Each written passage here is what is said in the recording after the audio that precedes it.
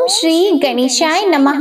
मैं हूँ वामिका और आप सभी का हमारे चैनल आध्यात्मिक सागर में बहुत बहुत स्वागत है। आप सभी का दिन शुभ और मंगलमय हो और भगवान गणपति जी की कृपा आप पर सदा बनी रहे। आज आप सुनेंगे पौष मास महात्म्य की कथा का अध्याय 2। भगवान श्री नारायण कहते हैं, नारद, इस प्रकार पुण्यक व्रत के विधान को सुनकर दुर्गा जी का मन प्रसन्नता से खिल उठा। तत्पश्चात उन्होंने अपने स्वामी शिव जी से दिव्य एवं शुभकारिणी व्रत कथा के विषय में जिज्ञासा प्रकट की। श्री पार्वती जी ने पूछा, नाथ, यह व्रत तथा इसका फल और विधान बड़ा ही अद्भुत है। भला किसने इस व्रत को प्रकाशित किया है? इसकी श्रेष्ठ कथा का वर्णन कीजिए। तब श्री महादेव जी बोले, प्रिय, मनु की पत्नी शतरूपा, जो पुत्र के दुख से दुखी थी, ब्रह्मलोक में आकर ब्रह्मा जी से बोली। शतरूपा ने कहा, ब्रह्मा, आप जगत का धारण पोषण करने वाले तथा सृष्टि के कारणों के भी कारण हैं। अतः आप मुझे यह बतलाने की कृपा करें कि किस उपाय से वंध्या को पुत्र उत्पन्न हो सकता है, क्योंकि ब्राह्मण उसका जन्म, ऐश्वर्य और धन सब निष्फल ही होता है। पुत्रवानों के घर में पुत्र के बिना अन्य किसी वस्तु की शोभा नहीं होती। तपस्या और दान से उत्पन्न हुआ पुण्य जन्मांतर में सुखदायक होता है, परंतु पुत्र पिता को इसी जन्म में सुख, मोक्ष और हर्ष प्रदान करता है। निश्चय ही पुत्र नामक नरक से रक्षा करने का हेतु होता है। ब्राह्मण, आप पुत्र ताप से संतप्त हुई मुझ अबला को पुत्र प्राप्ति का उपाय बतला दें, तभी कल्याण है। अन्यथा मैं पति के साथ वन में चली जाऊंगी। आप प्रजा को धारण करने वाली पृथ्वी, धन, ऐश्वर्य और राज्य सब ग्रहण कीजिए, क्योंकि तात हम दोनों पुत्रहीनों को पुत्र के बिना इन सब से क्या प्रयोजन है। साक्षात ब्रह्मा जी से यों कहकर शतरूपा फूट फूट कर रोने लगी। तब उसकी ओर देखकर कृपालु ब्रह्मा जी ने कहा, ब्रह्मा जी बोले, वत्से, जो समस्त ऐश्वर्य आदि का कारण रूप, संपूर्ण मनोरथों का दाता तथा शुभ कारक है, उस सुखदायक पुत्र प्राप्ति के उपाय का वर्णन करता हूँ, सुनो। सुव्रते, माघ मास के शुक्ल पक्ष की त्रयोदशी तिथि के दिन शुद्ध काल में सर्वस्व प्रदान करने वाले श्री कृष्ण की आराधना करके इस उत्तम पुण्यक व्रत का अनुष्ठान करना चाहिए। कण्व शाखा में इस व्रत का वर्णन किया गया है। इसे पूरे वर्ष भर तक करना चाहिए। यह सारी अभीष्ट सिद्धियों का प्रदाता तथा संपूर्ण विघ्नों का विनाशक है। व्रत काल में वेदोक्त द्रव्यों का दान करना चाहिए। शुभे, तुम भी इस व्रत का अनुष्ठान करके श्री विष्णु के समान पराक्रमी पुत्र प्राप्त करो। ब्रह्मा जी का कथन सुनकर शतरूपा ने इस उत्तम व्रत का अनुष्ठान किया, जिससे उन्हें प्रिय व्रत तथा उत्तानपाद नामक 2 मनोहर पुत्र प्राप्त हुए। देवहूति ने इस पुण्यप्रद एवं शुभ पुण्यक व्रत को करके कपिल नामक पुत्र प्राप्त किया, जो सर्वश्रेष्ठ, सिद्ध तथा नारायण के अंश से प्रकट हुए थे। शुभ लक्षणा अरुंधति ने इस व्रत को करके शक्ति को पुत्र रूप में पाया। शक्ति पत्नी को इस व्रत के पालन से पराशर नामक पुत्र की प्राप्ति हुई। अदिति ने इस व्रत का अनुष्ठान करके वामन नामक पुत्र प्राप्त किया। ऐश्वर्यशालिनी शची ने इस व्रत को करके जयंत नामक पुत्र को जन्म दिया। इस व्रत के करने से उत्तानपाद की पत्नी ने ध्रुव को और कुबेर की भार्या ने नलकूबर को पुत्र रूप में प्राप्त किया। इस उत्तम व्रत के पालन से सूर्य पत्नी को मनु तथा अत्रि पत्नी को चंद्रमा पुत्र रूप में मिले। अंगिरा की पत्नी ने भी इस उत्तम व्रत का अनुष्ठान किया था, जिसके प्रभाव से उनके पुत्र बृहस्पति हुए, जो देवताओं के आचार्य कहलाते हैं। भृगु पत्नी ने इस व्रत का पालन करके शुक्र को पुत्र रूप में प्राप्त किया, जो नारायण के अंश और समस्त तेजस्वियों में परम उत्कृष्ट हैं। ये ही दैत्यों के गुरु हुए। देवी, इस प्रकार मैंने तुमसे व्रतों में उत्तम पुण्यक व्रत का वर्णन कर दिया। कल्याणमयी गिरिराज नंदिनी, तुम भी इस व्रत को करो। शुभे, यह व्रत राजेंद्र पत्नियों के लिए सुख साध्य है, देवियों के लिए सुखप्रद है और साध्वी नारियों के लिए तो यह प्राणों से भी बढ़कर प्रिय है। महासाध्वी, इस व्रत के प्रभाव से संपूर्ण देवताओं के ईश्वर स्वयं गोपांगनेश्वर श्री कृष्ण तुम्हारे पुत्र होंगे। हे नारद, यौ कहकर शंकर जी मौन हो गए। इसके बाद परम प्रसन्न हुई पार्वती देवी ने शंकर जी की आज्ञा से उस व्रत का अनुष्ठान किया। इस प्रकार मैंने तुमसे श्री गणेश जी के जन्म का कारण, जो सुखदायक, मोक्षप्रद और सार रूप है, इसका वर्णन कर दिया। अब और क्या सुनना चाहते हो? तब नारद जी ने पूछा, मुनि श्रेष्ठ, पार्वती जी ने पति की आज्ञा से किस प्रकार उस शुभदायक व्रत का पालन किया था, वह मुझे बताइए। ब्राह्मण, इसके बाद उत्तम व्रत वाली पार्वती देवी के द्वारा उस व्रत के पूर्ण किए जाने पर गोपीश श्री कृष्ण ने किस प्रकार जन्म धारण किया, वह मुझे बताने की कृपा कीजिए। श्री नारायण ने कहा, नारद, शिव जी यद्यपि स्वयं ही तप के विधाता हैं, तथापि वे पार्वती जी से व्रत की विधि तथा उसकी दिव्य कथा का वर्णन करके तप करने के लिए चले गए। यद्यपि शिव जी श्री हरि के ही अलग स्वरूप हैं, तथापि वे वहाँ श्री हरि की आराधना में संलग्न होकर, उन्हीं के ध्यान में तत्पर होकर श्री हरि की भावना करने लगे। वे सनातन देव ज्ञान आनंद में निमग्न तथा परमानंद से परिपूर्ण थे और प्रकट रूप से विष्णु मंत्र के स्मरण में इस प्रकार तल्लीन थे कि उन्हें रात दिन का आना जाना ज्ञात नहीं होता था। इधर शुभदायिनी पार्वती देवी ने पति के आज्ञा अनुसार हर्षपूर्ण मन से व्रत कार्य के लिए ब्राह्मणों तथा भृत्यों को प्रेरित किया और व्रत उपयोगी सभी वस्तुओं को मंगवाकर शुभ मुहूर्त में व्रत करना आरंभ किया। उसी समय ब्रह्मा के पुत्र भगवान सनत कुमार वहां आ पहुँचे। वे तेज के मूर्तिमान राशि थे और ब्रह्म तेज से प्रज्वलित हो रहे थे। तदंतर पत्नी सहित ब्रह्मा भी प्रसन्नता पूर्वक ब्रह्मलोक से वहां पधारे। अत्यंत भयभीत हुए भगवान महेश्वर भी वहां आए। नारद, जो क्षीर सागर में शयन करते हैं तथा जगत के शासक और पालन पोषण करने वाले हैं, जिनके गले में वनमाला लटकती रहती है, जो रत्नों के आभूषणों से विभूषित हैं तथा जिनके शरीर का वर्ण श्याम है, वे चार भुजाधारी भगवान विष्णु, लक्ष्मी तथा पार्षदों के साथ बहुत सी सामग्री लिए हुए रत्न जटित विमान पर आरूढ़ होकर वहां उपस्थित हुए। इसके बाद सनक, सनंदन, कपिल, सनातन, आसुरी, क्रतु, वशिष्ठ, अगस्त्य, लोमश, कौत्स, वत्स, दक्ष और भी बहुत से मुनि शिष्यों के सहित वहां पधारे। मुने धर्मपुत्र नर नारायण भी आए। पार्वती जी के उस व्रत में दिक्पाल, देवता, यक्ष, गंधर्व, किन्नर और गणों सहित सभी पर्वत भी उपस्थित हुए। इसके बाद शंकर जी ने समागत अतिथियों को ऊंचे ऊंचे सिंहासनों पर बैठाकर उनका आदर और सत्कार किया।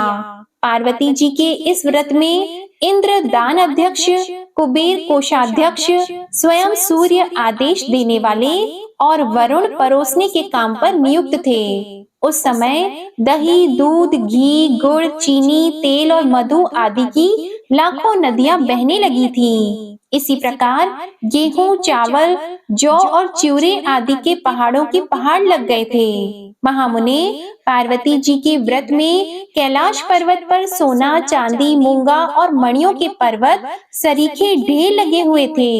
लक्ष्मी जी ने भोजन तैयार किया था, जिसमें परम मनोहर खीर, पूरी, अघनी का चावल और घी से बने हुए अनेक व्यंजन थे। देवर्षि गणों के साथ स्वयं नारायण ने भोजन किया। उस समय 1,00,000 ब्राह्मण परोसने का काम कर रहे थे। भोजन कर लेने के बाद जब वे रत्न सिंहासनों पर विराजमान हुए, तब परम चतुर लाखों ब्राह्मणों ने उन्हें कर्पूर आदि से सुवासित पान के बीड़े समर्पित किए। ब्राह्मण देवर्षियों से भरी हुई उस सभा में जब क्षीर सागर शाही भगवान विष्णु रत्न सिंहासन पर आसीन थे, प्रसन्न मुख वाले पार्षद उन पर श्वेत चंवर डुला रहे थे। ऋषि, सिद्ध तथा देवगण उनकी स्तुति कर रहे थे। वे गंधर्वों के मनोहर गीत सुन रहे थे। उसी समय ब्रह्मा जी की प्रेरणा से शंकर जी ने हाथ जोड़कर भक्ति पूर्वक उन ब्रह्मोष से अपने अभीष्ट कर्तव्य व्रत के विषय में प्रश्न किया। श्री महादेव जी ने पूछा, प्रभु आप श्रीनिवास, तपः स्वरूप, तपस्याओं और कर्मों के फलदाता, सबके द्वारा पूजित, संपूर्ण व्रतों, जप, यज्ञों और पूजनों के बीज रूप से वांछा, कल्पत्रु और पापों का नाश करने वाले हैं। नाथ, मेरी एक प्रार्थना सुनिए। ब्राह्मण पुत्र शोक से पीड़ित हुई पार्वती का हृदय दुखी हो गया है, अतः वह पुत्र की कामना से परम उत्तम पुण्य व्रत करना चाहती है। वह सुव्रता व्रत के फल स्वरूप में उत्तम पुत्र और पति सौभाग्य की याचना कर रही है। इनके बिना उसे संतोष नहीं है। प्राचीन काल में इस मानिनी ने अपने पिता के यज्ञ में मेरी निंदा होने के कारण अपना शरीर का त्याग कर दिया था और अब पुनः हिमालय के घर में जन्म धारण किया है। यह सारा वृत्तांत तो आप जानते ही हैं। आप सर्वज्ञ को मैं क्या बताऊं? तत्वज्ञ, इस विषय में आपकी क्या आज्ञा है? आप परिणाम में शुभ प्रदायिनी अपनी वह आज्ञा बताइए। नाथ, मैंने सब कुछ निवेदन कर दिया है। अब जो कर्तव्य हो उसे बताने की कृपा कीजिए, क्योंकि परामर्श पूर्वक किया हुआ सारा कार्य परिणाम में सुखदायक होता है। श्री नारायण जी कहते हैं, नारद, उस सभा में यो कहकर भगवान शंकर ने कमलापति विष्णु की स्तुति की और फिर ब्रह्मा के मुख की ओर देखकर वे मौन हो गए। शंकर जी का वचन सुनकर जगदीश्वर विष्णु ठठाकर हंस पड़े और हितकारक तथा नीतिपूर्ण वचन कहने लगे। श्री विष्णु ने कहा, पार्वतीश्वर, आपकी पत्नी सती संतान प्राप्ति के लिए जिस उत्तम पुण्य व्रत को करना चाहती है, वह व्रतों का सार तत्व, स्वामी सौभाग्य का बीज, सबके द्वारा असाध्य, दुराराध्य, संपूर्ण अभीष्ट फल का दाता, सुखदायक, सुख का सार तथा मोक्षप्रद है। शंकर जी उत्तम व्रत का आचरण करने वाली साध्वी शिवा पुण्यक व्रत नामक उत्तम व्रत का अनुष्ठान करें। इस व्रत के पालन से सहस्त्रों राजसूय यज्ञों का पुण्य प्राप्त होता है। हे त्रिलोचन, इस व्रत में सहस्त्रों राजसूय यज्ञों के समान धन का व्यय होता है, अतः यह व्रत सभी साध्वी महिलाओं द्वारा साध्य नहीं है। इस पुण्य व्रत के प्रभाव से स्वयं गोलोकनाथ श्री कृष्ण पार्वती के गर्भ से उत्पन्न होकर आपके पुत्र होंगे। वे कृपा निधि स्वयं समस्त देवगणों के ईश्वर हैं, इसलिए त्रिलोकी में गणेश नाम से विख्यात होंगे, जिनके स्मरण मात्र से निश्चय ही जगत के विघ्नों का नाश हो जाता है। इस कारण उन विभु का नाम विघ्न निघ्न होगा, क्योंकि पुण्यक व्रत में उन्हें नाना प्रकार के द्रव्य समर्पित किए जाते हैं, जिन्हें खाकर उनका उदर लंबा हो जाता है, अतः वे लंबोदर कहलाएंगे। शनि की दृष्टि पड़ने से सिर के कट जाने पर पुनः हाथी का सिर जोड़ा जाएगा, इस कारण उन्हें गजानन कहा जाएगा। परशुराम जी के फरसे से जब इनका एक दांत टूट जाएगा, तब ये अवश्य ही एक दंत नाम वाले होंगे। वे ऐश्वर्यशाली शिशु संपूर्ण देवगणों के, हम लोगों के तथा जगत के पूज्य होंगे। मेरे वरदान से उनकी सबसे पहले पूजा होगी। संपूर्ण देवों की पूजा के समय सबसे पहले उनकी पूजा करके मनुष्य निर्विघ्नता पूर्वक पूजा के फल को पा लेता है, अन्यथा उसकी पूजा व्यर्थ हो जाती है। मनुष्यों को चाहिए कि श्री गणेश, सूर्य, श्री विष्णु, शंभु, अग्नि और दुर्गा जी, इन सब की पहले पूजा करके तब अन्य देवताओं का पूजन करें। गणेश जी का पूजन करने पर जगत के विघ्न निर्मूल हो जाते हैं। सूर्य की पूजा से निरोगता आती है। श्री विष्णु के पूजन से पवित्रता, मोक्ष, पाप नाश, यश और ऐश्वर्य की वृद्धि होती है। शंकर जी का पूजन तत्व ज्ञान के विषय में परम तृप्ति का बीज है। अग्नि का पूजन अपनी बुद्धि की शुद्धि का उत्पादक कहा गया है। ब्रह्मा द्वारा संस्कृत अग्नि की पूजा से मनुष्य अंत समय में ज्ञान मृत्यु को प्राप्त करता है तथा शंकराग्नि के सेवन से दाता और भोक्ता होता है। दुर्गा की अर्चना से हरि भक्ति प्रदान करने वाली तथा परम मंगलदायिनी होती है। इनकी पूजा के बिना अन्य की पूजा करने से वह पूजन विपरीत हो जाता है। महादेव त्रिलोकी के लिए यही क्रम प्रत्येक कल्प में निश्चित है। ये देव निरंतर विद्यमान रहने वाले, नित्य तथा सृष्टि परायण है। इनका आविर्भाव और तिरोभाव ईश्वर की इच्छा पर ही निर्भर है। उस सभा के बीच में यो कहकर श्री हरि मौन हो गए। उस समय देवता, ब्राह्मण तथा पार्वती सहित शंकर जी परम प्रसन्न हुए। आज का अध्याय यही समाप्त होता है। इसके आगे का वर्णन आप अगले अध्याय में सुनिएगा। अब आप सुनिए श्री गणेश चालीसा पाठ। जय गणपति सद्गुण सदन, कविवर बदन कृपाल, विघ्न हरण मंगल करण, जय जय जय गिरिजालाल। जय जय जय गणपति गणराजू, मंगल भरण करण शुभ काजू। जय जगबदन सदन सुखदाता, विश्व विनायक बुद्धि विधाता।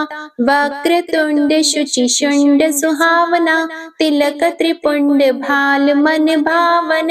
राजत मणि मुक्तन उर्माला, स्वर्ण मुकुट शिर नयन विशाला। पुस्तक पाणि कुठार त्रिशूलम, मोदक भोग सुगंधित फूलम।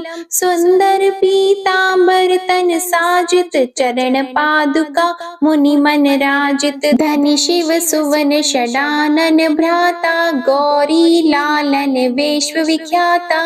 रीति सिद्धि तव चमर सुधारी, मूषक वाहन सोहत द्वारी। कहो जन्म शुभ कथा तुम्हारी, अति शुचि पावन मंगलकारी। एक समय गिरिराज कुमारी, पुत्र हेतु तप कीन्हा भारी। भयो यज्ञ जब पूर्ण अनूपा, तब पहुँचियो तुम धरि द्विज रूपा। अतिथि जान के गौरी सुखारी, बहुविधि सेवा करी तुम्हारी। अति प्रसन्न हवे तुम वर दीन्हा, मातु पुत्र हित जो तप कीन्हा। मिलहि पुत्र तुहि बुद्धि विशाला, बिना गर्भ धारण यही काला। गणनायक गुण ज्ञान निधाना, पूजित प्रथम रूप भगवाना। अस कही अंतर ध्यान रूप होवे, पालना पर बालक स्वरूप होवे। बनी शिशु रूदन जब ही तुम ठाना, लखी मुख सुख नहीं गौरी समाना। सकल मगन सुख मंगल गावही, नाभते सुरन सुमन वर्षा वही। शंभु उमा बहुदान लुटावही, सुर मुनि जत सुत देखन आवही। लखी अति आनंद मंगल साजा, देखन भी आए शनि राजा। निज अवगुण गुण शनि मन माही, बालक देखन चाहत नाही। गिरिजा कछु मन भेद बढ़ायो, उत्सव मोरन शनि तुहि भायो। कहत लगे शनि मन सकुचाई, का करि हो शिशु मोहि दिखाई। नहीं विश्वास उमा उर भयहु, शनि सो बालक देखन कहयौ। पद तहि शनि दृग कोण प्रकाशा, बालक सिर उड़ गयो आकाशा। गिरिजा गिरि विकल हवि धरणी, सो दुख दशा गयो नहीं वरणी। हाहाकार मच्यो कैलाशा, शनि कीन्हो लखि सुत को नाशा। तुरत गरुड़ चढ़ी विष्णु सिधायो, काटी चक्र सो गज सिर लाए। बालक के धर ऊपर धारियो, प्राण मंत्र पढ़ि शंकर डारियो। नाम गणेश शंभु तब कीन्हे, प्रथम पूज बुद्धि निधि वर दीन्हे। बुद्धि परीक्षा जब शिव कीन्हा, पृथ्वी कर प्रदक्षिणा लीन्हा। चले षडानन भरमि भुलाई, रचि बैठ तुम बुद्धि उपाई। चरण मातु पितु के धर लीन्हे, तिनके साथ प्रदक्षिण कीन्हे। धनि गणेश कहि शिव ही हर्षि, नभते सुरन सुमन बहु बरसी। तुम्हारी महिमा बुद्धि बढ़ाई, शेष सहस मुख सके न गाई। मैं मतिहीन मलिन दुखहारी, करहु कौन विधि विनय तुम्हारी। भजत राम सुंदर प्रभु दासा, जग प्रयाग ककरा दुर्वासा। अब प्रभु दया दीना पर कीजे, अपनी शक्ति भक्ति कुछ दीजे। श्री गणेश यह चालीसा, पाठ करे कर ध्यान। नित नव मंगल ग्रह बसी, लहे जगत सम्मान। संबंध अपने सहस्त्र दश, ऋषि पंचमी दिनेश। पूर्ण चालीसा भयो, मंगल मूर्ति गणेश। श्री गणेश चालीसा समाप्त होती है। प्रेम से बोलिए भगवान श्री गणेश की जय। आज की कथा पसंद आए तो वीडियो को लाइक करिएगा, शेयर करिएगा, कमेंट में भगवान श्री गणेश जी की जय लिखिएगा और चैनल को भी सब्सक्राइब करिएगा। जय श्री गणेश।